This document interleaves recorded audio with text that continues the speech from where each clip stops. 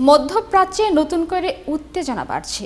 যুক্তরাষ্ট্র ও ইরানের মধ্যে সম্পর্কের অবনতি ঘটার প্রেক্ষাপটে দুই দেশের শীর্ষ কর্মকর্তাদের সরাসরি যোগাযোগ আপাতত বন্ধ হয়ে গেছে বলে আন্তর্জাতিক গণমাধ্যমে খবর প্রকাশিত হয়েছে।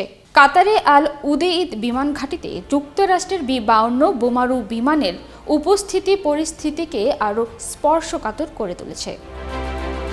বার্তা সংস্থা রয়টার্সের বরাতে বুধবার 14 জানুয়ারি জানানো হয়, ইরানের পররাষ্ট্রমন্ত্রী ও যুক্তরাষ্ট্রের বিশেষ দূত স্টিভ উইটকফের মধ্যে চলমান যোগাযোগ স্থগিত রয়েছে। একজন ঊর্ধ্বতন ইরানি কর্মকর্তা বলেন, সম্প্রতি উত্তেজনায় কূটনৈতিক অগ্রগতির বাস্তব কোনো সম্ভাবনা আর নেই।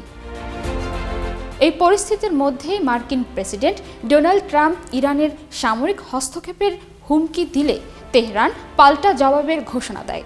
ইরান জানায়, যুক্তরাষ্ট্র হামলা চালালে তারা অঞ্চল জুড়ে থাকা মার্কিন সামরিক ঘাঁটিগুলোকে লক্ষ্যবস্তু করবে।